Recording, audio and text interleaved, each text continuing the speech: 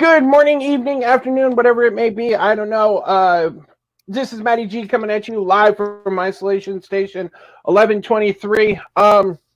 We are moving into our way to the tournament for Movie Battleground. I'm not even supposed to be here today. That's why I don't know what I'm supposed to say. Ha. But let's be real. We've got two amazing competitors going around. Little housekeeping real quick. Each competitor got to pick two strengths, so that's four prep categories. They'll have a 90-second opening, a 5-minute freeform debate, and a 60-second closing. You do have your 1-minute extension for either your opening or your closing. We don't let you use that here, for your middle, because why would you want to give your opponent some extra time to beat on you?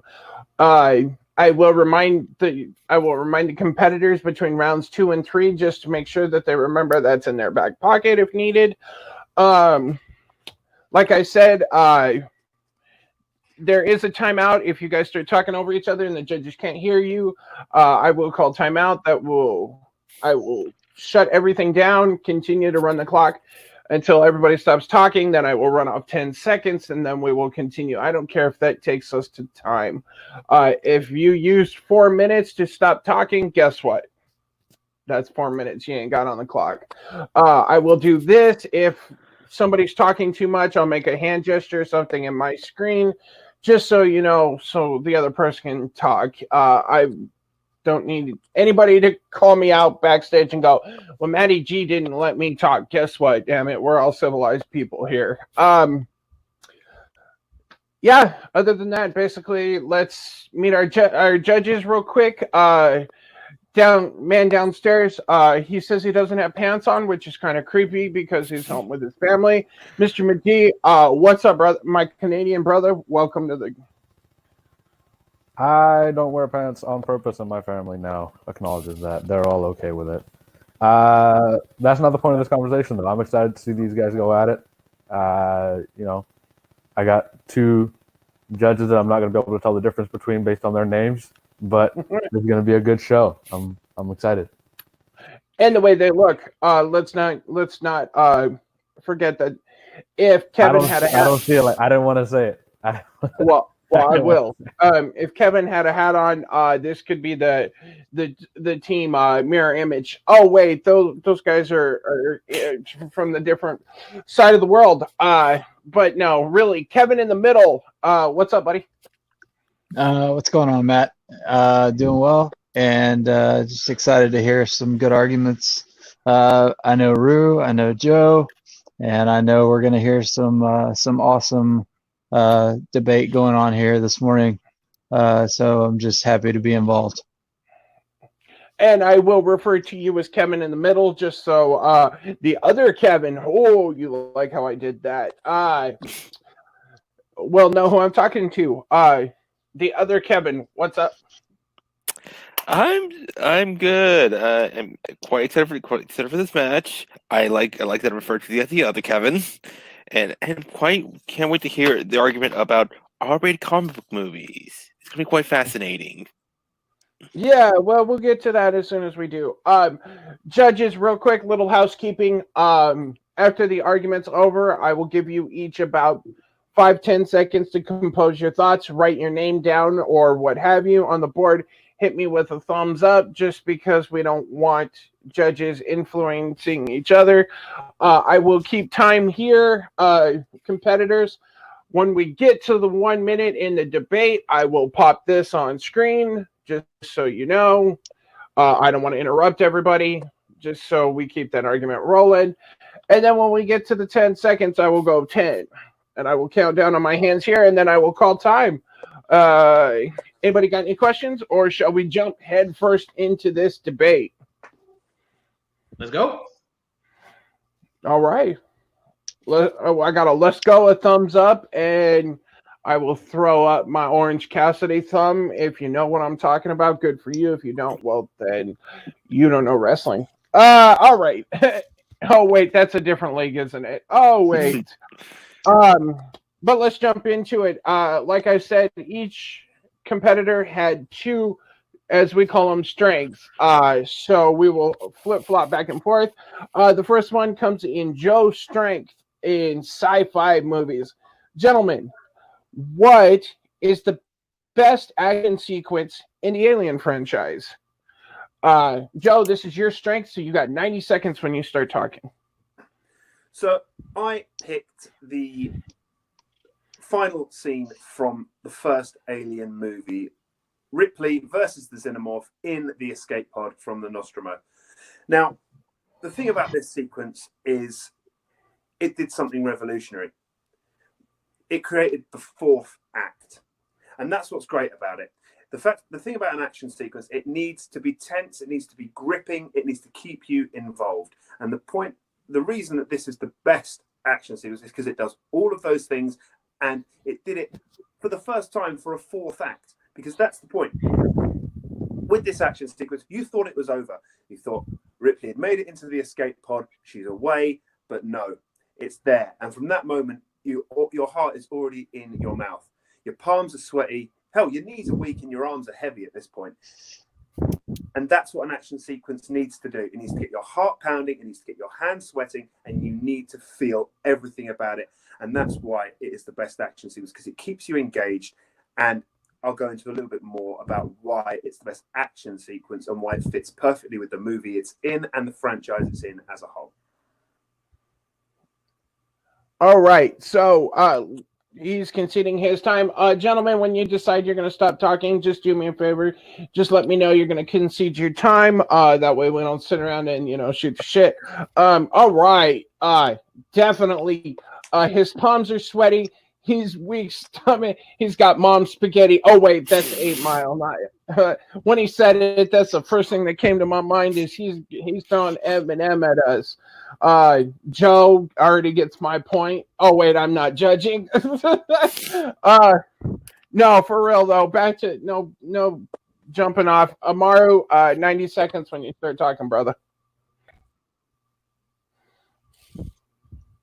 Aliens establishes even farther, more than Alien 1, how much of a quintessential badass Ellen Ripley is. And the last 30 minutes of Aliens is everything you want an action star to do and an action scene to be. It starts off with her in that elevator, getting strapped, ready to get down to business. As she's going through to find the queen, all the tenseness is happening as she's cautiously looking for her. And then when she finally gets there, sees the eggs, she looks at the queen and gives her that look like, I'm about to bust your ass, right? And it just claims all of the eggs. And from there on out, everything you want in an action sequence comes from there. There's the chase back down with countdowns going, alarms glaring, and then there's the rescue when Bishop grabs her and Newt, and you thought everything was good. You thought everything was cool. And then all of a sudden, the queen gets on the ship, rips Bishop in half, and all of that is not even the best part of the action sequence. It all leads up to the second most iconic scene in the entire franchise.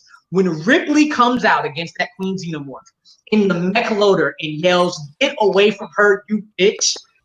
Everybody's inner bad bitch yells out in glee, and what ensues is the most feral and desperate fight of rage between anybody in any Aliens movie. There's a back and forth until she finally gets the Queen outside into space. This is the action scene to end all action scenes. It is literally the second most iconic scene in the entire franchise. Time. Whoa. They're coming out swinging. And shocker. Oh, by the way, shocker, ladies and gentlemen, these will be full of spoilers. If you haven't seen Alien or Aliens, don't know what to tell you, because those movies came out a long time ago. Anyways, enough with the BS. Gentlemen, 5 minutes, fight it out.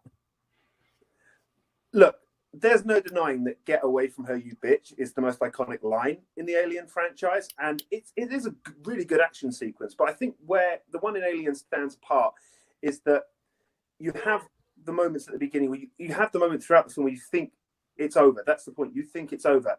The Xenomorph itself has already been through the entire of the Nostromo crew, and that's where it stands itself apart. Is because you think you're all safe, and it throws this at you. It throws at you out of nowhere. It creates the tension, and the fact is, everything that Ripley does to win this action sequence is stuff that's established throughout the movie itself. She reminds them about the quarantine. She demonstrates her knowledge of the ship. She demonstrates her knowledge of the technology. And that is how she beats it in the first place. And the thing is, they end the same way, with the alien out into space. And that's the difference here. This did it first, because that is the way you beat the alien. Here's the thing, though. Just because it's done first doesn't mean it's done better. Everything you just mentioned in your action sequence, actually, let me take that back. It's not even an action sequence. Your sequence is a horror sequence. It is a horror scene. I looked up your sequence, and I was like, okay, let me look Ripley versus the Xenomorph.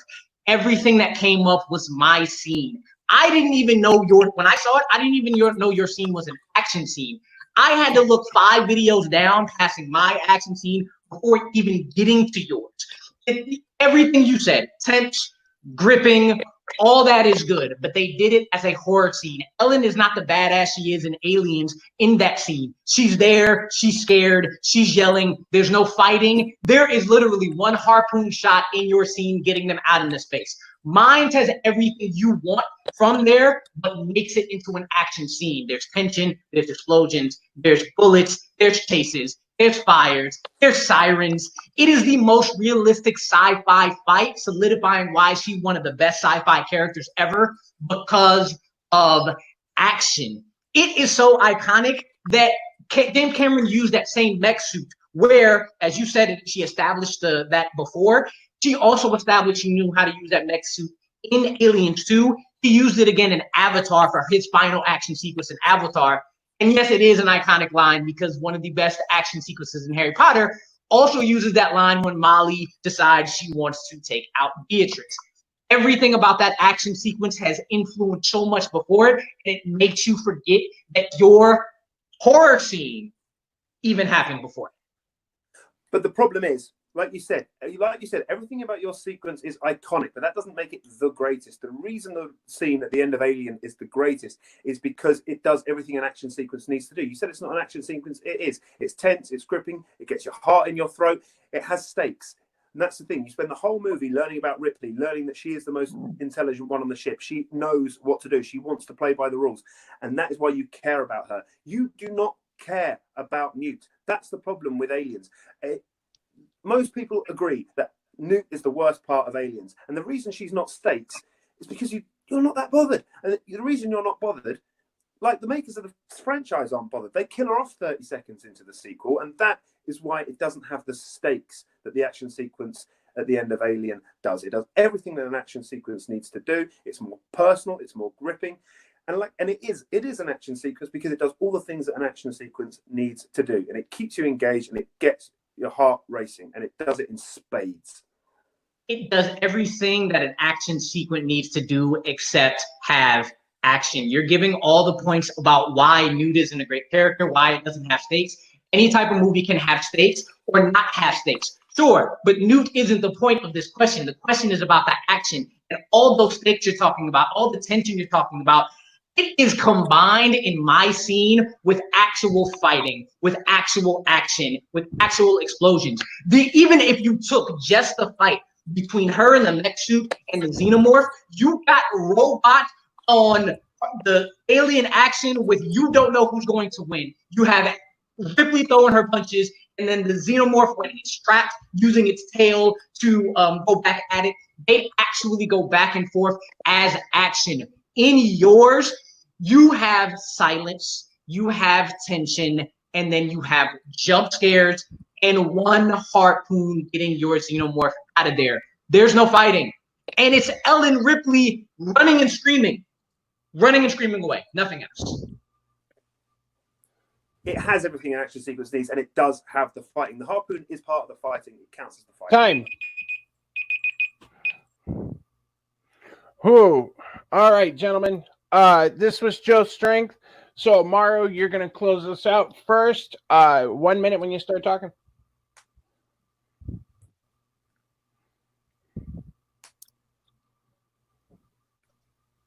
Joe and I picked 2 of the best scenes in the Alien franchise. But what he chose was a horror scene. I chose an action sequence.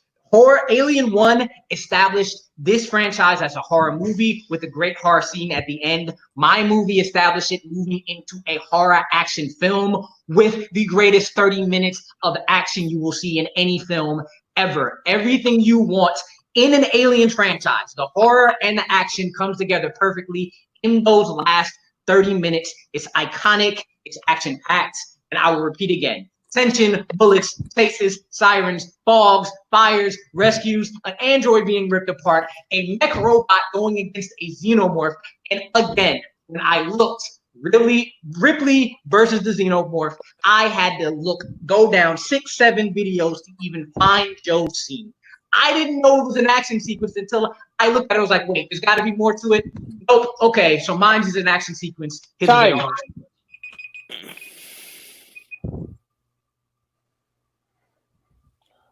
All right, Mr. Joe, this is your strength. Wrap it up in a little bow. Everything that Amaru mentioned about his scene, aside from an android getting ripped in half, my scene has. It has the tension created. It has the strobe lighting. It has that flashing sequence. It has the alarm sound. It has all of that stuff, and it has the harpoon. It has the action. Fighting does not necessarily equate to action. Action is everything I mentioned. It creates tension. It gets your heart pounding. It makes you involved. It makes your palms sweaty. That's the point I'm trying to make. And he even said it himself. Cameron repeats the stuff. He repeats the ending in Avatar, and the final way that the creature is defeated is exactly the same as in Alien. And you know why? Because it's so good, and it had to be repeated. It had to be done again. That's why it's the best action sequence. Aliens does everything that Alien does, but Alien does it better, and it did it first. Not saying that first necessarily means it's the best, but the fact they had to repeat it shows that it had to be the best, and they had to try and emulate it as best they could in Aliens. That is why the final sequence in Alien is the best action sequence in the franchise. Time. Wow, gentlemen. While the judges get their thoughts together, great argument, gentlemen. I knew this was going to be a slobber knocker. If you're a wrestling fan, you know what I'm talking about. Guys. Real quick, Matt, can you repeat the wording of the question? Absolutely. It is what is the best action sequence in the Alien franchise?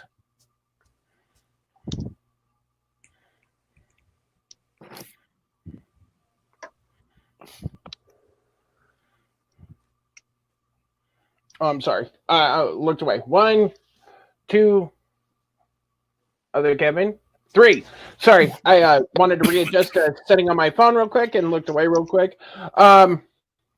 So we'll go to. He's a pants man. Oh wait, no. Madi, make some sense of this. First of all, great arguments on both sides. You guys have done a hell of a lot of research, and it shows, which is kind of nice. It's kind of nice when people actually study. This argument, I felt like, came down to a little bit more of the more iconic scene than what was the best scene, in my opinion.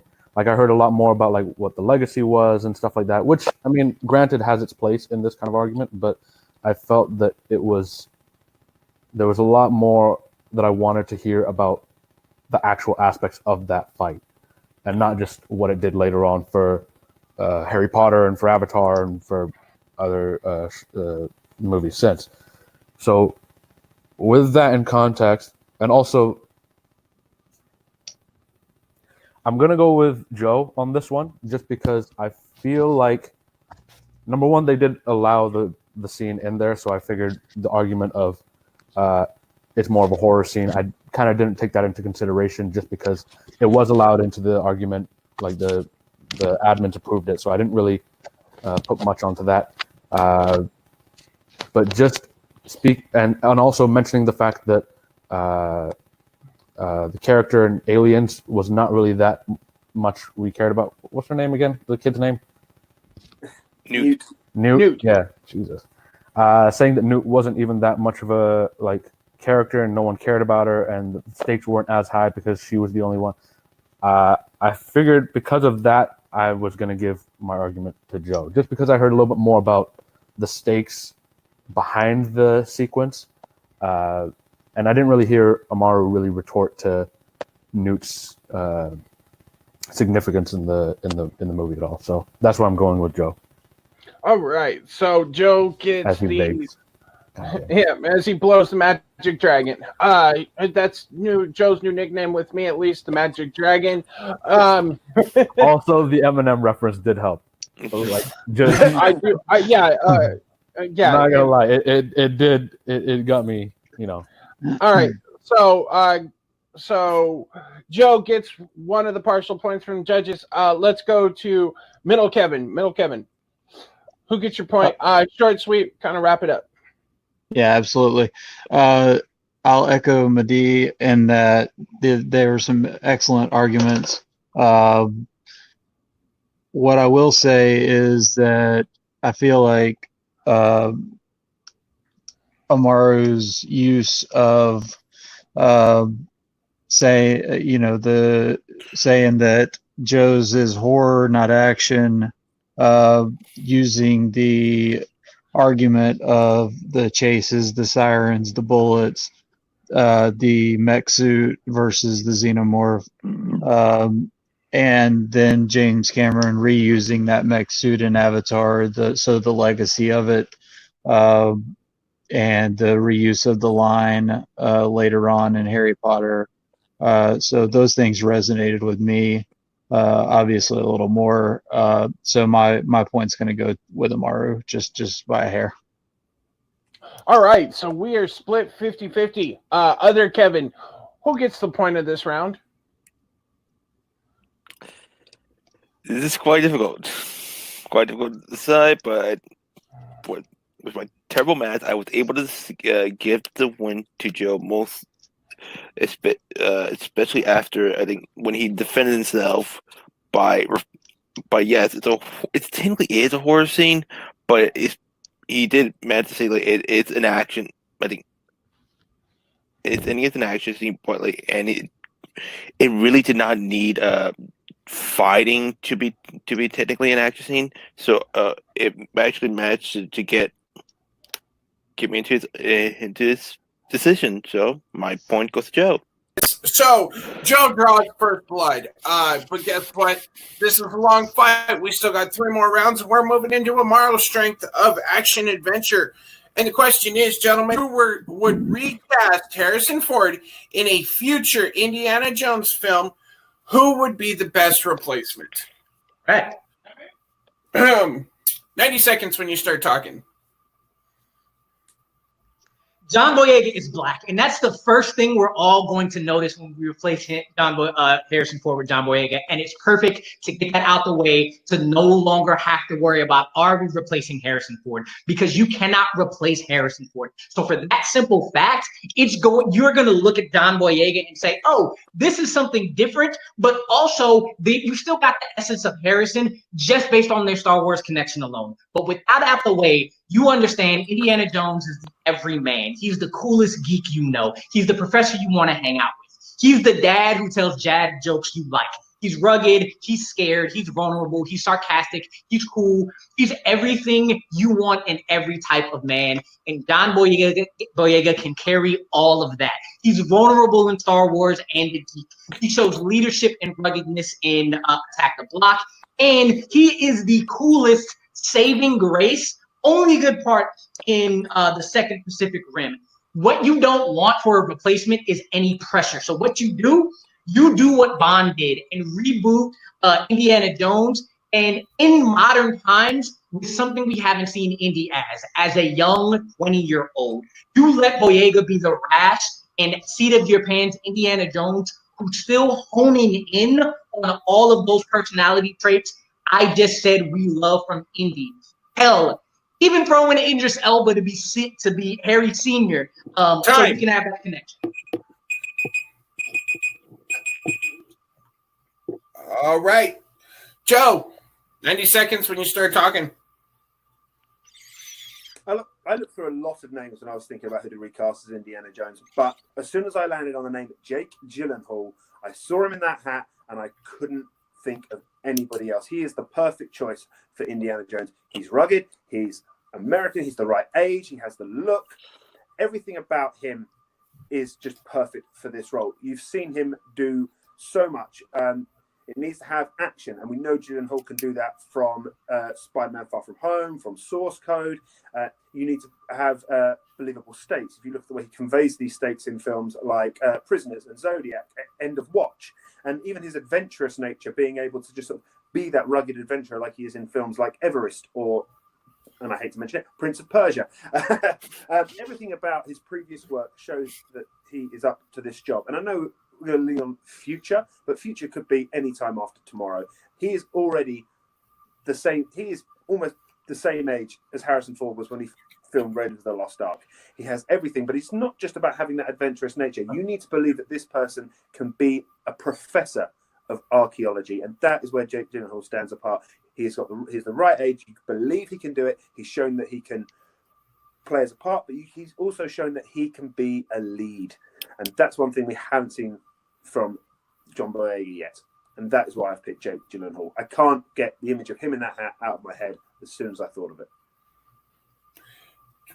And time. Stopping right on the button. All right, gentlemen, 5 minutes. Fight it out.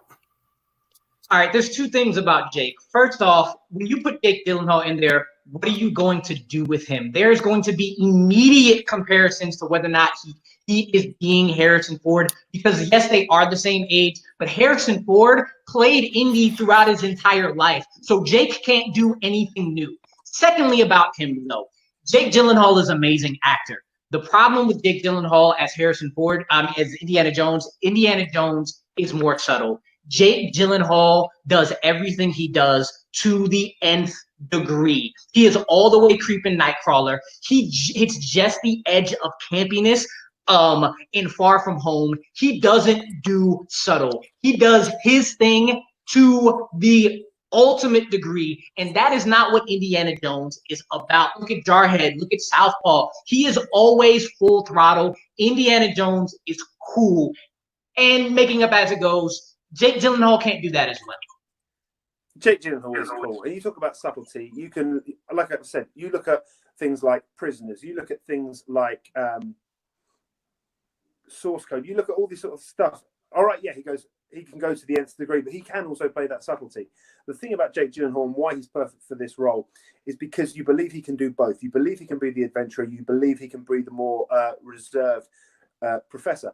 John Boyega, look, I love John Boyega. Finn is probably one of the best parts of the sequel trilogy, and Attack the Block is fantastic. But the problem is, he's way too young. I need to buy a tough, grizzled professor of archaeology. Also, the accent thing's not really going to be a problem. You look at what he does in Star Wars and Detroit, but Indy is a classic American hero, and his casting should reflect that. We haven't had an Indiana Jones movie for 12 years. Now 30, if you like to forget that Crystal Skull exists. We need a new Indy, and we need it. And Gyllenhaal is prime.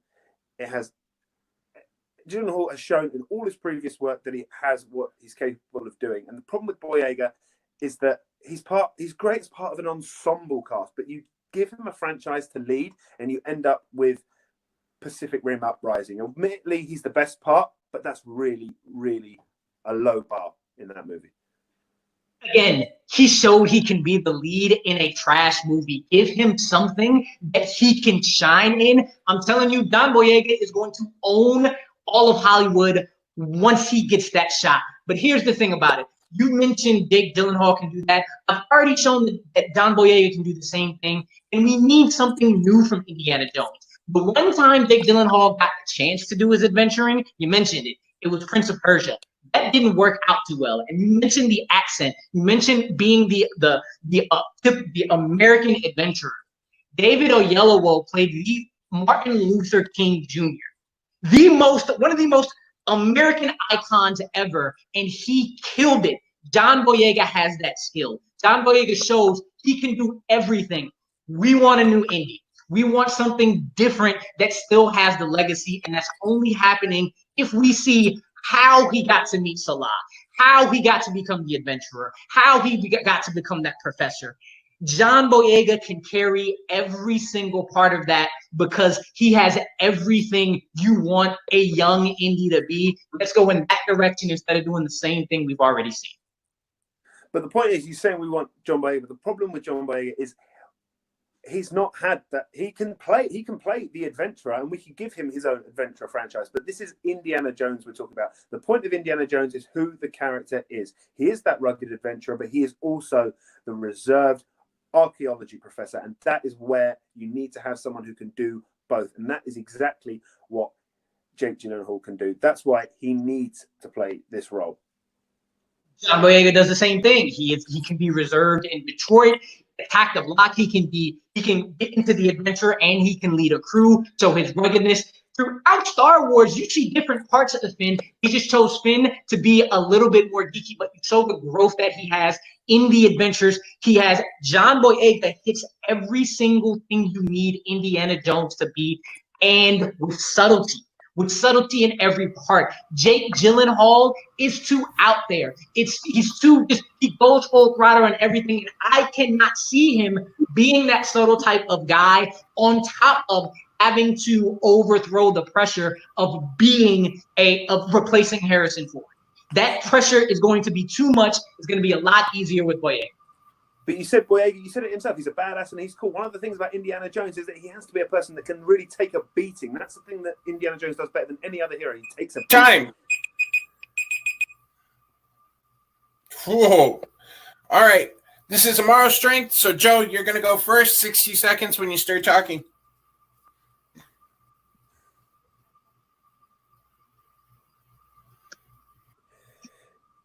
You said Jake Gyllenhaal won't offer anything new, and you said he's not subtle enough. I've shown through use of his stuff like Zodiac and Prisoners that he can be subtle, and he can offer something new. He's shown it in all his stuff where he has been allowed to do his own thing. End of Watch, Everest, where he's been able to show that rugged adventurer type, where he's been able to show the more studious type, like in Zodiac. That's why it shows he can play both. You see the way he battles Spider-Man and Spider-Man Far From Home. You know he can take a beating, and that's one of the things that Harrison Ford really brought to Indiana Jones. It's part of the character. I think I've shown that Jake Gyllenhaal has not just the look, but the credentials throughout his work that show that he can play every single element that Indiana Jones needs to be. I think John Boyega is a great actor, but I don't think he has the chops yet to lead the franchise. I don't think he's shown what he can do yet. I think he could play a great adventurer. I just don't think he can play Indiana Jones. And that's what we're asking here. Who will be recast as Indiana Jones? Time. All right, Amaru. 60 seconds. Wrap up this round.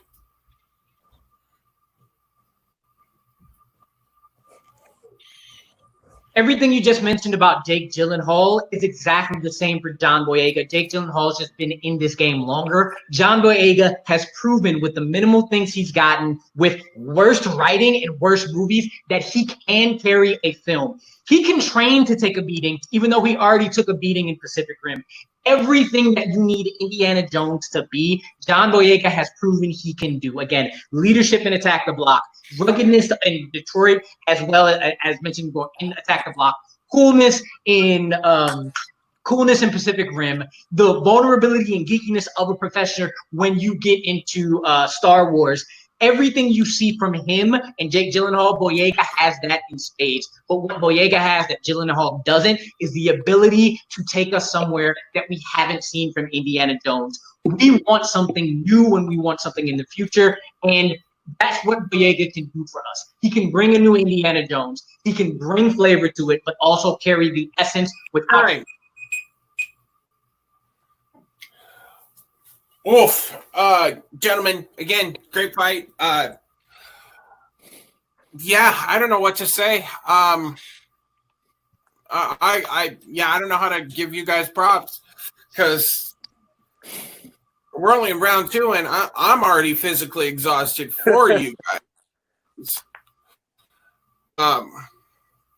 So waiting for my thumbs up from my judges just so we can get this ball rolling. I got 1. I got 2 people beating on their heads. 2. Wait for the other Kevin. 3. We're gonna start with Kevin in the middle. Yikes. This was incredibly hard. I didn't think I was going to go this way. Joe, you brought it home in your closing, though. You kind of summed it all up and tied it up in a nice little bow. Rue, you made some really good points, though. I mean, those are inexorable points. But Joe saying that Jake Gyllenhaal has the ability to be cool like he was in End of Watch, the ability to take a beating like you did in Spider-Man Far From Home, the ability to be studious like he was in Zodiac, and John Boyega just doesn't have the chops yet, and I have to agree with that. So my point's going to go to Joe. All right. So, other Kevin, what are you thinking? Actually, I'm all in with middle Kevin. Point. Everything about that is especially, I think, it's the ruggedness of Jake Gyllenhaal. I think actually could work for it. So my point goes to Joe. All right, Majid, real quick, what are you thinking? I actually went with Amaru on this one. I thought that, he brought in a couple of really great points, like his performance in Attack the Block, and obviously being the best part of Pacific Rim 2, and not necessarily having the right scripts to work with, except for Detroit. I thought that he really brought it with bringing in a new kind of indie, whereas Joe was kind of more selling me on Jake Gyllenhaal just doing basically the same thing, whereas Amaru kind of brought in, all right, we'll have John Boyega come in as this completely new version of him, kind of similar to what River Phoenix did back in the day. So yeah, he kind of sold me on that, and I was in on that one. But great arguments from both of them again. Guys, this is do or die. Amaru needs the point here, or Joe will win by basically knockout.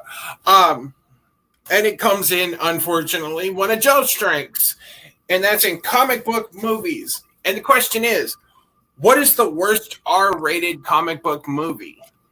Again, what is the worst R-rated comic book movie? Joe, this is your strength. You'll start us off. Gentlemen, both, please remember you do have your 1 minute extensions if you need them. Joe, 90 seconds when you start talking. For the worst R-rated comic book movie, there was a few choices, but Punisher Warzone is by far and away the worst R-rated comic book movie ever made. And here's why. After 2 attempts at casting a Punisher, they really failed here. Ray Stevenson is not a leading man. He's a great goon. He's a great henchman. But a lead in a vigilante thriller, he is not. Dominic West is an atrocious villain. His New York accent may be one of the most jarring accents ever to be attempted on screen. It fails across the board, not just with its casting. Its action sequences sacrifice any semblance of cohesion and excitement for shock factor. And it sacrifices the flimsy plot that it has to make way for these action sequences. It just does not work across the board. The thing is, you have to also look at the time it came out. It came out 2008. Now, by this point, the genre of comic movies had evolved. We'd had outstanding comic book movies. The first 2, X-Men, Spider-Man, Iron Man, Batman Begins. And they still couldn't get it right. Even R-rated. They had successful R-rated comic book movies. The first 2 Blade movies, Sin City, 300. All of these examples of great comic book movies and great R-rated comic book movies. But the fact of the matter is, they could not get it right. And they've even tried, and like I said, they tried The Punisher once, they tried it twice. And the third time, they still couldn't nail it, despite all the examples they had before it. Casting, plot, action, it does not work across the board, and that's why it's the worst. Time. All right, Amaru, take a deep breath. Everybody get their thoughts composed. 90 seconds when you start talking. I want my extension now, please, for this opening. You want your minute? All right, so we are looking at 2.5 minutes. Let me get the timer set and calculate. I will then throw, if you want, your 1 minute banner when you get to 1 minute, if you want. 2.5 minutes when you start talking. All right, let's listen to this plot summary real quick.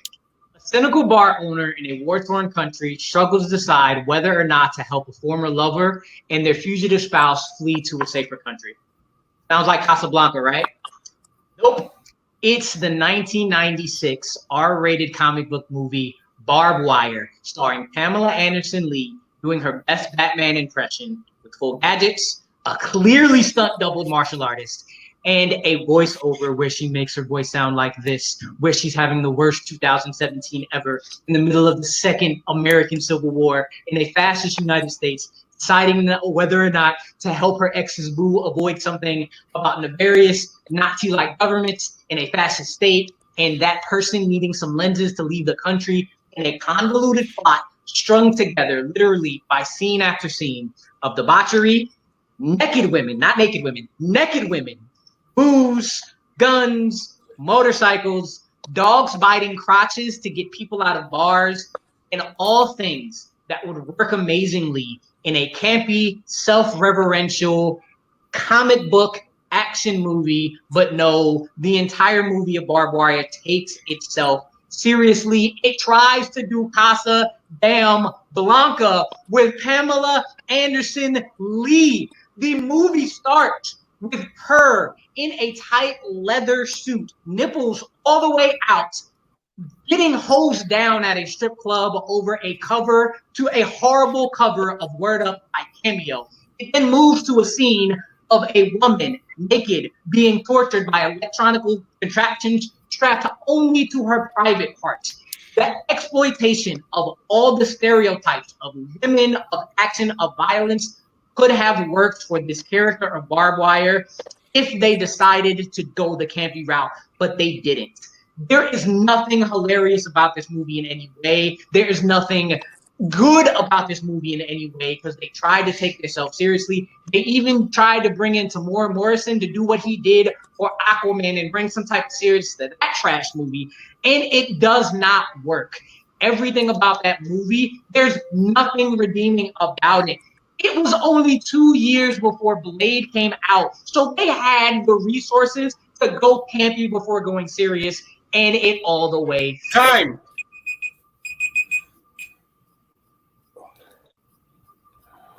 All right, gentlemen. 5 minutes. Fight it out. Look, Barbed Wire is bad, but it benefits from being the kind of bad that it's fun to watch. Roger Ebert said this about Barbed Wire. He said, Barbed Wire has a high energy level and a sense of deranged fun, which is what's allowed it to achieve its cult status.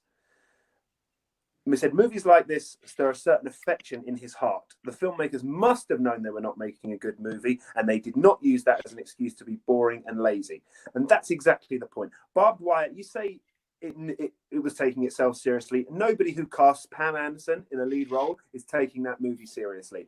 Punisher Warzone, they tried to elevate Ray Stevenson into a lead actor. It failed.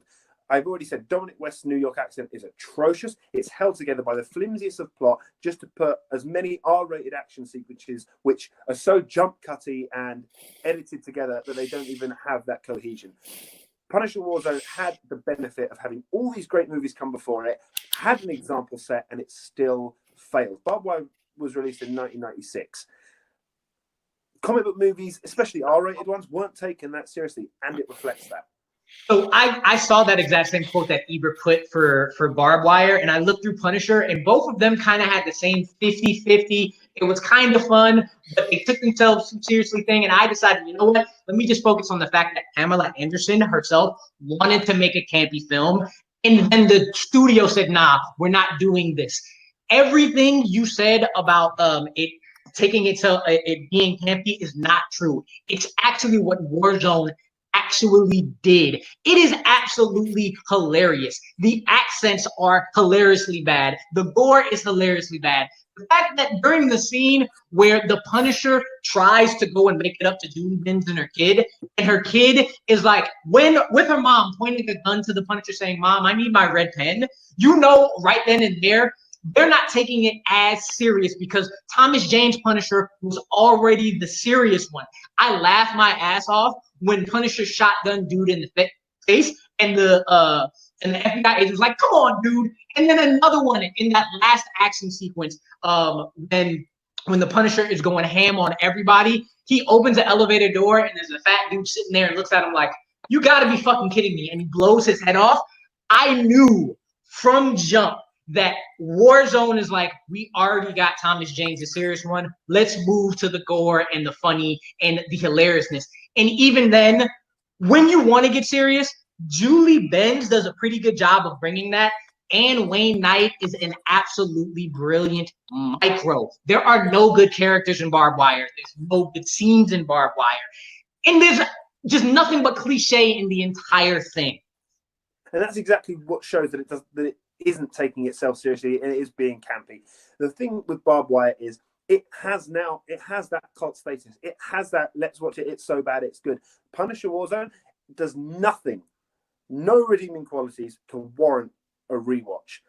I've seen it once. I do not need to see it again. I do not need to hear Dominic West's New York accent again. The way the movie is filmed, the performances, the flimsy plot, which tries to get some emotionality behind it, the score itself shows that this is a movie trying to take itself seriously. And it doesn't. It's trying to be a tough, gritty, vigilante thriller, and it fails across the board at doing that. The performances are weak. The action is poorly edited, poorly put together, a load of jump cuts with no cohesion, and it's all held together by one of the flimsiest plots ever been seen in a comic book movie. And like I've already said, when you make Barbed Wire, you have the excuse of we don't really know what we're doing with a R-rated comic book movie. With Punisher Warzone, they do, because we've had Blade, we've had 300, we've had Sin City, and there have been a slew of bad ones. And that's the point. They've had the good, they've had the bad. They should have known by this point what to do and what not to do. And it still fails appallingly. The problem with your argument about Barbed Wire being the more campy film is the fact that they literally took the plot of Casablanca, one of the greatest serious films of all time, and placed it almost plot point for plot point into Barbed Wire. There is nothing in Barbed Wire that makes you go, this is hilarious. No, her brother, who is blind and in the comic is supposed to be her mechanics guy, is a drunk who just says cliche lines the second you get in, while still trying to be the serious movie of getting somebody into a safer place, just like Casablanca was. It's nothing but cliche. It's nothing but exploitation.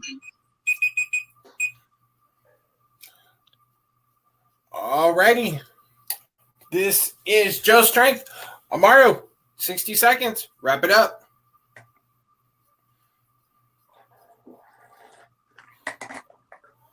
When you look at Barbed Wire, you can see they tried to make it go more serious with the plot line they tried to follow, but everything they did is just way too exploitative of women, way too exploitative of trying to get Pamela Anderson Lee to be a serious action star with her voice, the horrible stunt doubles, the crappy editing between action sequences. There's not an actor in that film that does anything good in the entire thing. With Warzone, you already had the serious Punisher with Thomas Jane beforehand, so they went the exact opposite route to actually go, we've had all these serious ones. Let's go campy. Let's go the other way with it. Let's go get the brutality and the brutishness of Punisher and go all out with it. And it is something you can rewatch just to laugh at the horrible kill scenes, just to laugh at Micro and Wayne Knight being all just a perfect pair with Ray Stevenson's stiffness. Barbed Wire fails on all times. All right, Joe, this is your strength. Wrap it up. I don't think something can be considered the worst when it never should have when there was nothing about it that should have succeeded in the first place. That's the thing with Barbed Wire. Nothing about it should have succeeded, and it didn't. But Punisher Warzone was made to be a success, and it failed spectacularly. Everything about this movie is poor. It's poorly edited together, poor action sequences, poor casting. Everything about the work behind it, the score, everything like that shows that it was meant to be taken seriously and it was meant to be a serious movie. Barbed Wire exists on a plane with Sharknado and The Room, where they are so bad, they're fun to watch. But nothing about Punisher warrants its rewatch. It had the benefit of having examples to come before it, good and bad, to know what should have been done and what should not have been done. And that's why it's the worst movie. It failed spectacularly across the board with the benefit of hindsight. It knew what was good, it knew what was bad, and it still failed spectacularly. Barbed Wire is fun, it's campy, it's bad, but it's fun to watch. Punisher Warzone is just Time. All right. As somebody who's never seen one of these two movies, I am really curious to go back and watch it just because of how bad it really sounds. Amaru, you sold me on Barbed Wire. I just want to watch it once just to see if it's as bad as he really makes it sound. Joe. All right, so we got one. I don't know, guys. This again was a hell of a debate. 2, 3. The other Kevin, you're gonna go first. Okay, sorry. This one is tricky for me. One of these movies I have a special heart on for it. Really, it's special. It's based in my heart, but I was not so much of it at how really bad it is. So my point is gonna go to Amaru with Barbarella, especially the awful cheesiness of it. I think the rampant sexist of the women about it. Barbarella. No, Barbed Wire. Thank you. Words are hard. It's really important for me. So yes, my point goes to Barbed Wire. All right. So 1 point goes to Amaru. Majid, we'll just go around the circle. How about you, buddy? I'm same boat. I'm going with Amaru. I mean, not even going on the arguments, the passion that Amaru brought in this round of how much he hated this movie would have been enough to sell me in the first place. But also going into the fact of like how it's just an awful movie, like the sexism, casting Pamela Lee as your lead role. Like, I have a feeling that Amaru went through something and is now suffering and needs to seek help. Because this is important, guys. Like, mental health is important, and seeing movies like this can really hurt. So, Amaru, we're cheering for you. We hope you get through this. Joe, I really liked your argument, but I felt like Amaru kind of countered a lot of it with it still has fun parts. Like the Newman character playing Micro was good in that movie. I mean, he was one of the saving graces for me as well when I watched it. And the killing was exuberant, but so were the killings in Rambo, and we still give those movies a pass. So I feel like Amaru kind of brought more with how bad his movie was and still having some saving graces of yours, whereas you kind of were just talking about how bad both movies are, but yours was worse. Like, you didn't really say why his was slightly better. If you can find anything about either of those movies. That's kind of where my thinking was anyways. It doesn't make sense, but it makes sense in my head. Okay. Kev, real quick. No explanation needed. Who'd have gotten your point? Just curiosity. My point would have gone also to Amaru, just because he brought up the relevance to Casablanca and yeah, just the exploitation of women and all that kind of stuff. I think he had the edge on Joe there. Gotcha. I agree. But again, great rounds on both. Let's just jump right into Amaru's strength of coming of age. And the question is, what 2010s coming of age film could be remade? Again, what 2010s coming of age film could be remade? Amaru, this is your strength. So, a minute and a half when you start talking.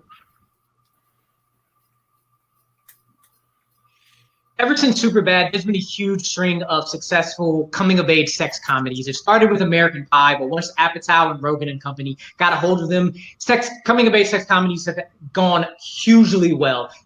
Boys got their sex comedy in Superbad. Kids got their version of it, of trying to get their first kiss in Good Boys. But women haven't really gotten their pure coming-of-age sex comedy yet.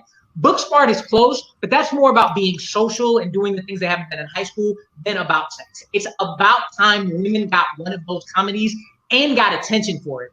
They tried to do this once in 2013's Aubrey Plaza-led The To-Do List. She's a high school valedictorian in the early 90s. She's ridiculed after her first botched sexual experience, vows to learn over summer all about sex and lose her virginity to the boy who she messed up that experience with, and to complete her to-do list by summer's end. The problem with it was jankily paced. It was half the time it was too safe. The other time it was overly callous about sexual empowerment to make it not even seem important. And it was on by almost nobody. It was played in less than 600 theaters. But it has an intriguing premise that, if done right and balanced well, could finally bring women the coming-of-age sex comedy they deserve. So that's why I chose 2013's The To-Do List as a coming-of-age 2010 film that can be redone. Time. Obviously, he finished talking. So, anyways, Joe, 90 seconds. The good thing about coming-of-age movies is that they're usually reflective of the time in which they're made. You look at films like Dazed and Confused, Boyhood, Rebel Without a Cause, Mean Girls, they're all reflective of their respective eras. And that's why I think Easy A is in prime position and could be remade. And that is because even though it only came out in 2013, the attitudes and the way we see things like sexual harassment and slut shaming, these things have all changed even in just the last 7 years since Easy A came out, and that's why I think it's great for a remake. It's already a loose adaptation that has been adapted numerous times from the Scarlet Letter. It's a great film with a great message, but the fact is the attitudes that we have towards the central themes of the movie have changed. You can keep the central story, but the attitudes and it'll be interesting to watch the way today's attitudes reflect the way the plot and the story of Easy A come out.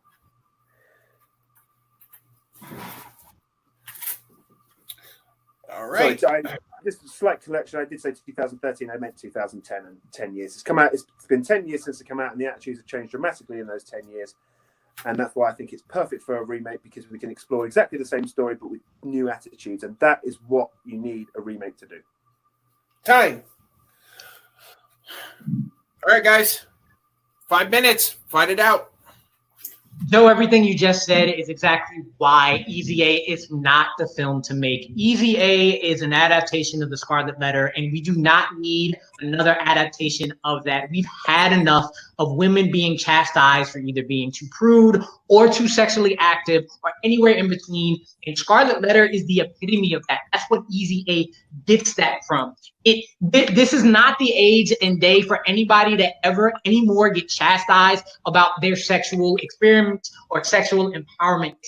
This day and age is about anybody doing anything they want as long as they're doing it safely. The to-do list is exactly what that is. Aubrey Plaza in this movie perfectly exemplifies a woman having sex as a choice and refusing it or accepting it based on her own agenda. When she is ridiculed, she's ridiculed because something went wrong, and that's high school. That's not about sex. Easy A is another run through of a woman being chastised for what she chooses to do or not to sexually with her body.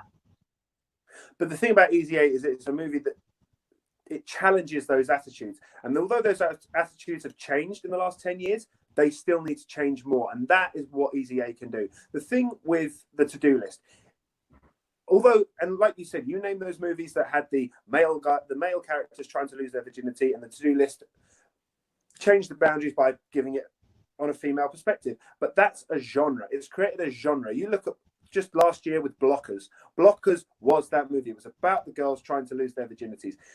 What the thing is, To-Do List, it sits at 5.8 on IMDb and 54% on Rotten Tomatoes. It is not primed for a remake. The thing that To-Do List did, it created a genre. It changed the boundaries of a genre, and that with movies and Blockers was great. It did it better, and I think that is what you're looking at with your story. Although it's not primed for a remake, the idea of a woman losing her virginity can be redone, but the story of the To-Do List, like you said, it was the plot. The plot wasn't paced properly. It was either not raunchy enough or it went too raunchy. There was nothing in the middle. That's why the To-Do List doesn't need a remake. The thing with Blockers is, yes, the girls are trying to lose their virginity, except the movie is about the parents trying to stop it. What the plot of the To-Do List gets to do is being able to change those mindsets without somebody going against the women. It's easier to change those mindsets when we see women doing what they want to do, how they want to do it. And the middle of the road pacing and going too safe to too raunchy is exactly why it needs to be remade, because the plot is good. Somebody just needs to do it well. So we have somebody who can already do all of this. Olivia Wilde showed them book smart. She knows how to balance that type of stuff. Let Olivia Wilde go all the way with it. You can even recast Aubrey Plaza. Recast her with Sophia Lillis from It. She has the same mysterious kind of aura that Aubrey Plaza brought. You can have Aubrey Plaza come back as the mom, and then from there you can do reunite her with the cast from It. Finn Wolfhard could be the guy she messed up her virginity with. Jack Dylan Grazer can play the crush. We have a lot of people who can do what they tried to do in the To-Do List and do it much better and show everything that Easy A wants to show without ever bringing women down. But the thing about being a remake is it has to still hold that trueness. The way you're describing remaking the To-Do List is to change the way things are done in the film. Obviously recast, that's what you do with anything. But the thing about Easy A, you look at the way that high school is represented in films like Booksmart or Love, Simon, and the way things like sexual harassment and slut shaming have changed in the last 10 years. It makes that interesting new take. The problem with remaking the To-Do List is that when it was made, it was already it was shown as a reflection of how the attitudes have changed between when it was made in 2013 and what attitudes were like in 1993. It's like, look at what it was then, look how it is now. That's why it's not primed for a remake. I can just watch the original and see what the attitudes were like then and how growing up in the 90s and what that kind of pressure was. Maybe in 15, 20 years, it could be interesting to revisit, but not necessarily remake. So remaking To-Do List isn't about changing the story or changing the plot. The 90s is the perfect time for that type of exploration. It's about changing the pace and tone problems. Go all the way with it in terms of sexual exploration. Don't tone it down. Keep it where it has Sophia Lillis playing the Aubrey Plaza character, really choosing where and who to go instead of going, oh, it's too safe. Oh, it's way too much. Stay in that middle ground with the same type of plot from beginning to end, and we have Olivia Wilde to be able to do that. Done. All right, so this is Amaru's strength. Joe, take a deep breath. 1 minute, please. Gotcha. All right, let me add another timer. 2 minutes. Let me get it set. All right, 2 minutes when you start talking. The reason Easy A can be remade is that Olive Pendergast is an interesting character. And as I've already said, her ideas and attitudes compared to those around her feel more modern. And with the changes we've seen in the last 10 years when it comes to sexuality and body confidence, it'll be fascinating to see how a young person navigates her plan to be seen as easy when the way we treat those ideas has changed so dramatically. When it comes to Brandy Clark, Aubrey Plaza's character in the To-Do List, I expect we'll see what we grew out of long before the To-Do List was originally released. And that is what, and like I've already said, the To-Do List, what it does, it changes the boundaries and it sets up a whole new genre. It's not a movie that needs to be remade, but it's a movie that has already inspired films like Blockers and could go on to inspire other movies of the same vein that aren't a remake. Easy A, on the other hand, with its themes, its attitude, and the fact that it's already a loose adaptation, not just now, but it's a loose adaptation, and I want to be clear about that. That's what leaves it in prime position for a remake. I think by remaking the To-Do List, you're changing too much for it to be considered a remake, but with Easy A, all you're doing is you're keeping the same storyline, but updating the central character to reflect today's attitudes and the characters around her reflecting the attitudes that are no longer. The character is fascinating. the attitudes that we currently have changed, and that is what Easy A is about. It's about challenging the attitudes that are no longer acceptable with a central character that is reflective of modern attitudes. With a to-do list, it's something that's been done before in the films like American Pie and Porky's, just with a female character, which I think is more akin to inspiring other movies in that genre as opposed to inspiring a remake. And that is why Easy A is more key for the remake, because it's reflective of the times, which is what a coming-of-age movie needs to do. Time. And I do apologize. I accidentally hit the wrong timer to start with. I do apologize for that. That's why I went, keep going. Anyway, Amaru, close out this round, buddy. 60 seconds. You said it. A remake needs to keep the same story, and what Easy A does is show the same thing between again and again, fighting against women to show their sex, to be able to be sexually how they want. In that movie, Olive had to lie, scratch, and go, I gotta her way to being accepted. The to-do list, it just inspired some movies, but it inspired Blockers, which was about the parents, Bookmark, which was about the high school experience, and American Pie inspired it, but that was about the guy. The to-do list is the only movie I have seen or heard about that is strictly about a woman doing what she wants for the body, when she wants for the body, either way that she wants on her own agenda, coming of age that way and redoing that without the tone problems, not the story problems, not the toning and pacing problems, with a new director and a cast that has that same essence, perfectly shows how to empower women and bring them coming of age by showing what they should be able to do instead of fighting against what they've been putting against them for years upon years upon years. Again, gentlemen, fantastic debate. Both swinging for the fences. Great choices on both, in my opinion. Easy A is kind of one of those guilty pleasures for me personally. I met Emma Stone before she was Emma Stone, because Scottsdale's like 10 minutes from where I live. So I went to high school, and in high school our football teams played, and she was a cheerleader there, which was kind of nice. Now I get to watch her as an adult, so it may come out as kind of creepy, but you know, it is what it is. All right, gents, are we ready? I'm as ready as I'm going to get on this one, I think, because this one, fuck. You guys brought it. Yeah. Oh, shit. Yeah, sorry, man. I'm just sitting here waiting. That's it. Yeah. I can't say nothing else. Oh, if we're gonna stall a little, I should say, Amaru, props for all your we'll talk a little bit more once if we have to wait till after sudden death or wait till after this round. But props either way, man. Yeah, man. This is probably one of the toughest battle I've had so far, and I have enjoyed every second of it. I'm gonna drop yet another wrestling reference here. 10. Bam. Just because there's big wrestling pay-per-view coming out. I don't know when this is going to drop or had already dropped. So, Madi, hit us with your point, buddy. I thought, when I saw the question, I was like, oh, they're just going to be like, all right, this movie can do better, blah, blah, blah, blah. But you guys went in-depth into the themes of the movie and the tones of the movie, which was phenomenal. You guys really killed it on this one. Like, I know I said that a couple rounds ago, but this one might be, like, the most, like, neck-and-neck debate that I've ever been a part of or judged or anything. I'm going to get out of the way. I'm going with Amaru simply because I feel like the point of remaking a movie that did not get its due, that is kind of more of a pushing for women to be able to do what they want and being in control of what they do with their bodies, etc. I'm going to go just based on that one thing, because you guys both brought so many great arguments for why one should be remade and why one shouldn't. But just because, I mean, Easy A is like an adaptation of the Scarlet Letter, and we will probably see a lot more of those.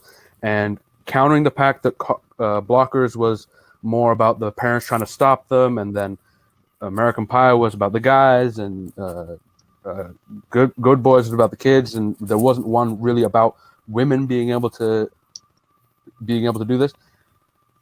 Just based on like literally every point was neck and neck, but I'm going just because of that one. I'm gonna go with Amaru. Yeah. Ask me in Okay. 10 minutes, I might change my mind. Like you guys did absolutely fucking phenomenal on this one. I feel like I'm not saying this enough. Like you guys fucking killed it. I know there's kids watching. I don't care anymore. Fuck. No, I don't give a fuck. I'm gonna go to the other Kevin, and then other Kevin. I have to agree with Madi on this. My point goes to Amaru. His argument, especially that counter against the block conversion, worked very well. So my point is Amaru, the duelist. Which, ladies and gentlemen, that means it's a great moment in sports. We're going to the speed round.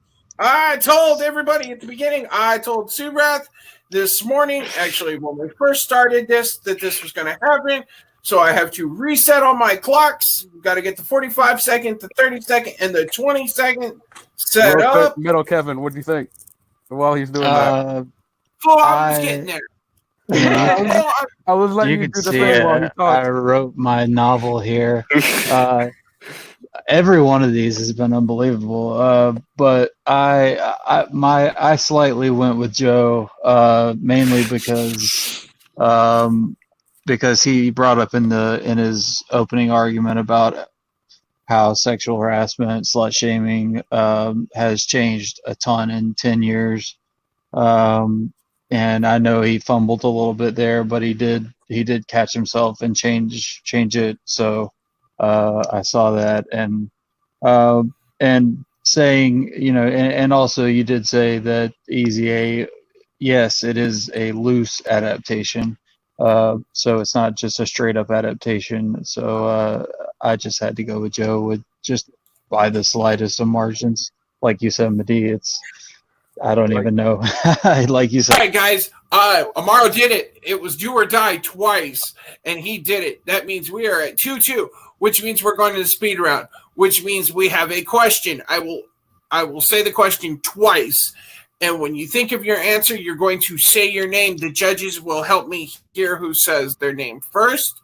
You will give your answer, and then you will have a 45-second opening, a 30-second rebuttal, and a 20-second closing. Push your point in the 45-second, go after your opponents in the 30, and wrap it up in the 20. Here we go. And the question is, who is the best animated sidekick in film? Joe. Again, who is the best animated sidekick in film? Joe. Amaru. All right, Joe. Let me write your answer down. Joe, who you got? Baymax from Big Hero 6. All right. Amaru, go ahead. Dory from Finding Nemo. And Dory. All right, let me get my timer set. Joe, you said your name first, so you will go first in the 45 seconds. 45 seconds when you start talking.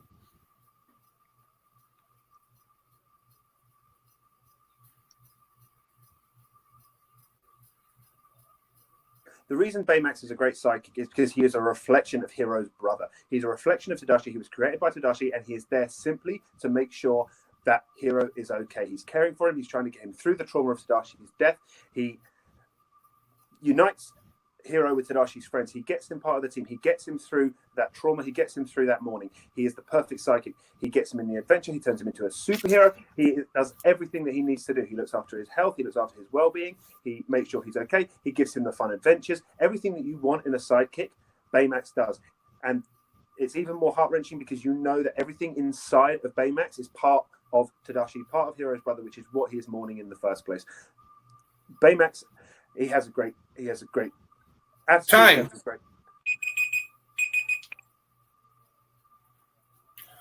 Amaru, 45 seconds.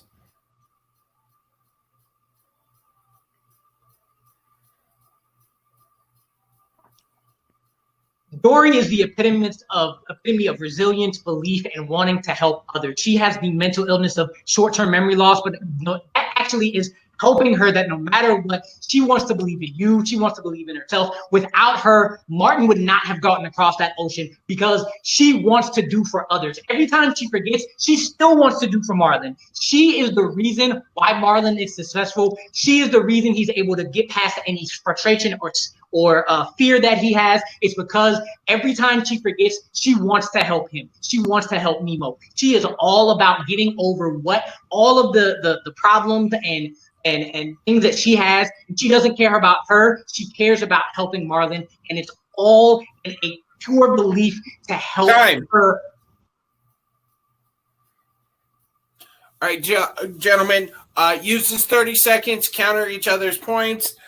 Joe, 30 seconds when you start talking.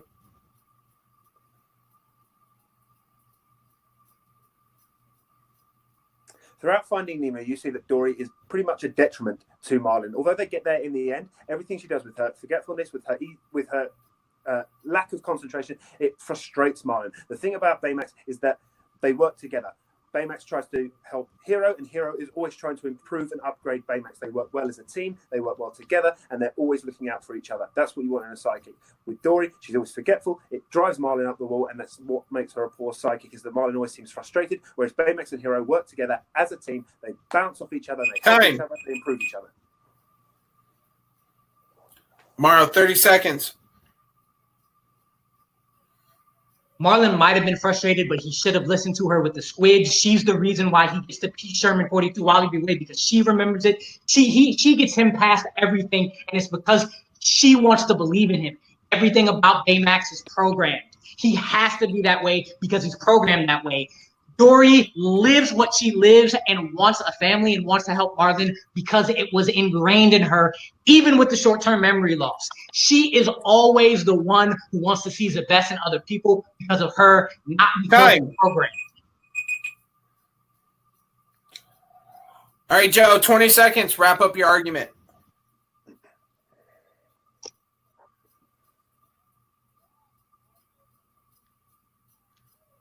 Although you said everything about Baymax is programmed, it's programmed by Tadashi Hiro's brother, and that's what makes it the more emotional psychic, gives it that more emotional feel, because everything about Baymax is part of what Hiro lost, and that's why they work together to improve each other. Dory, like I said, she's been frustrating, she is annoying, and she does prove a detriment, and she does cause a whole lot of issues for Marlon. The thing about Baymax is that they work together, they try to improve each other, they try to upgrade each other, and they get each other through their problems.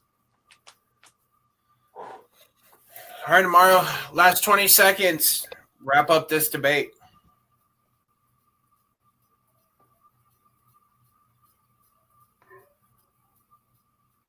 Baymax needed the brother to be the best sidekick he could be. Dory does it on her own. She does it so well. She cares for others so well that she got her own sequel to show how much better of a sidekick she was. She's such a good sidekick. She needed to be the leading role because she cares about others, and it's all about her wanting to care about others, not his brother programming a robot to do what the brother couldn't do.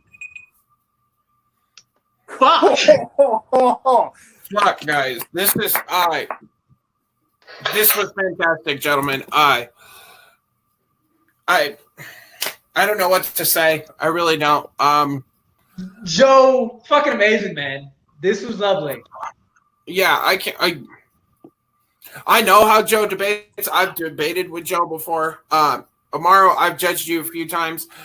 You guys did not disappoint. Y'all came to play. Judges, Middle Kev. Who won this debate?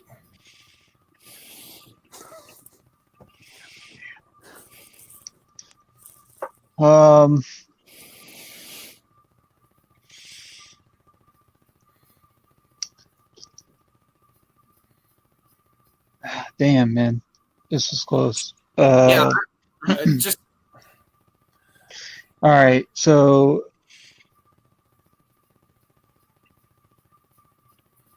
Joe brought up some really good points. I mean, you both did, obviously, but Joe brought up the most good points, I think. being that Baymax is a reflection of Tadashi, how he unites Hiro, gets him through the trauma, and how it's emotional, how he's part of Tadashi, and he's mourning in the first place. The rebuttal of how Dory is kind of a detriment to Marlon, drives him up the wall. She is annoying. It is true, as much as I hate to say it, as much as I do love Dory. So just by the slightest of margins, I'm going to give it to Joe. All right, Joe draws first blood. Madi, do we need to go over to the other? Do we need to go over to the other Kevin, or go to other Kevin for a minute? I'm not done yet. All right, other Kevin. I guess we'll go to you then. All right. That's it. All my agreements gonna go the same as middle Kevin. My point goes to Joe. All right, that's I'm not even gonna yell, guys. And your winner is Joe Fairley. Dude. Guys, I'm gonna pull the judges out. I usually interview everybody separately, but I wouldn't know what to ask either one of you, honestly. This was probably the best debate I've ever been a part of. I don't really know what to say. Congratulations, Joe. Joe, congratulations, man. I'll help out. Joe, congratulations, man. You argued your ass off. I really feel like with any group of three judges, it could have gone either way with anybody. And I haven't lost a debate yet. This is my first loss. And to lose in overtime to you gives me this much. It's a hair. This much of feeling a little better about it. Oh, I wanted that win though. But man, that was I'm upset. But it's okay. It's okay. I had a similar TV fight with Ryan Payne. He got the first 2 points, then I got the second 2 points, and I managed to get it in the speed round. It was such a close match. And just for clarification, I didn't want to say this at the time. I fully would have, if I was judging, that John Boyega point was going straight to you, my friend. That was an incredible argument. So absolute props. To come back swinging after going 2 points down is incredible. You absolutely fought your way back to that speed round, and yeah, man, I think it's just because I'm doing a Marvel rewatch for Inner Geekdom at the moment, and I watched Big Hero 6 about a week ago. It was fresher in my mind, so maybe that's just what did it. Yeah, I'll tell you the truth. I was going with somebody else when you said Baymax, and then I remember watching a debate about something similar. And then on my couch, I was making arguments for Dory. I was like, I got it. Because who I was going with was not competing. And then I was like, yes, Dory. So, man, this was dope.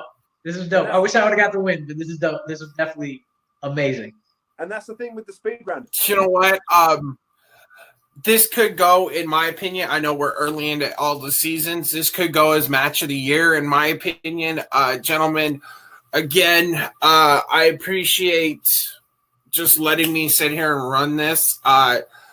Yeah, in our private chat, Kevin says that this could have been a finals in any league, and I 100% agree with that. Guys, I'm going to drop you backstage real quick. We'll bring in the judges. And gentlemen, you guys judge this fight. In my opinion, I'm going to put my judge's hat on real quick. Either one of these could have gone either way. There was no clear winner except for one round. I'm not going to say which one. In my opinion, there was a clear winner. But in the other 5, it was, yeah, what do you guys think? Let's kind of wrap this up. We're going over an hour and a half. Let's wrap this up real quick. What does everybody think? I feel like if you guys watch the slam dunk contest this year from the NBA, I feel like Dwayne Wade right now, like where I feel like one of my choices might have been wrong. but I have my reasons I- for it. Yeah, exactly. All of the I've sent a lot of 9 out of 10 like comments on his Instagram, and now I feel bad. Like this was ridiculously tough. Like these guys fucking brought it. They were like back and forth was phenomenal. Both of them have studied so hard, and I agree with you. Like and with what they were saying earlier, any random 3 judges that you got, Yeah. it could have gone either way. Like Yeah. I'm glad Even that I was a part of it, but also at the same time, I wish someone else was so I could hate them for doing it. Oh no, because like honestly,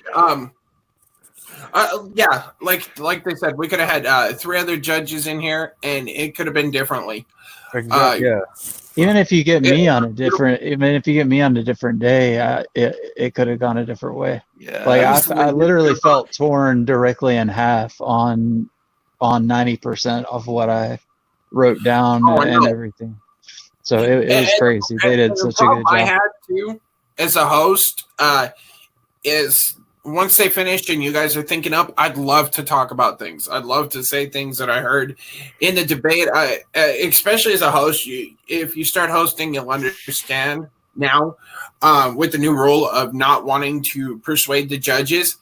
It's even harder when the debates are like this. Oh, yeah. So we're all in agreement. This is possibly match of the year so far. Yeah. I mean, if it isn't, I would love to see what tops this because, No kidding. like, this was phenomenal. Yeah, we've had upsets this season. That didn't swing this hard. Like over in Game Zone, we had one of our my rookie take out Papa West, which Oh yeah, that went to that. that was a good match, but it was a good match because like you didn't see what like no one knew. Well, I that was mean, coming. I've judged championship matches that weren't this good. Yeah, so there were more this one-sided. this is crazy. Yeah. Guys, I really don't know what to say, but say goodnight. Let's go around the horn. Amaru, what was your first Amaru, choice? where can people find you online? Wait, somebody asked me something real quick. What happened? I'll talk to you afterwards. This is. I asked you my where people heart's find you pounding. online. Yeah, it's Yuri Reviews. Sometimes people have a hard time spelling it, so Yuri URI Reviews with a U instead of an E. I do a show called One Gotta Stay every Monday,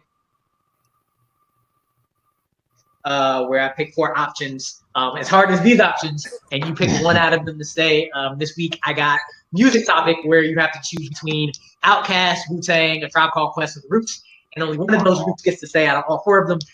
It's fun. And I did reviews when movies come back. I will do more reviews, things like that. And then Facebook, Instagram, either reviews or my name, Amaru Moses. That's where you can find me. And on that note, we throw Amaru out of here, and Joe gets this win by knockout because he just put Outkast and Wu-Tang in the same category. That right there. As somebody who grew up during 90s rap music and early 2000s, you just broke my heart. Yes. Joe, where can people find you online, brother? Mostly you find me on Twitter at Joe Ed Farrelly. You can find me all across the fan leagues, playing in movie trivia and movie debate. You can find me closely watching the late TV fights tournament, trying to find out who I'll be playing in the championship match, and very soon over in Nerd Fights as well, where I'm about to make my debut. Ooh. Medine, where can people find you, brother? Probably in the ICU after this match. I'm still having trouble breathing. You can find me cheering on the Wu-Tang, as always and forever. Although Outkast is a great choice, and I love the Roots and Tribe Called. God damn it! Never mind. Yeah, exactly. I am on Twitter, Facebook, Instagram, etc., LinkedIn at MediR. And yeah, I'm gonna need a minute after this. And no pants. And you can Never find pants. him where people gather without pants. Other Kevin, where can people find you? You can find me on Instagram, Darkman19, Blue Lantern 18 on Twitter, and I might compete eventually in the movie trivia face-off sometime soon. I know I got the video game movie barroom trivia coming up. All right. and Middle Kevin. Oh, you're still Middle Kevin. Nice. You can find me on Facebook, and I float around the fan leagues, but most recently I'll be competing against our wonderful host coming up soon in late TV fights. So we'll see how that goes. I look forward to I can guarantee you it won't be as good as this one. So No, I'm going to try and give you as best I can. I'm Matty G. Yeah. You can find me right here on TMG Entertainment Thursday nights. I do Suplex City Chats, where, as the name is given, we talk about all things in the realm of professional wrestling, as well as Saturday nights. I host After Dark. Takeover mostly, which is what's been going on lately. We've got big names coming up. I was Matty G. We were live at Isolation Station 1123. Good night, everybody, and good fight.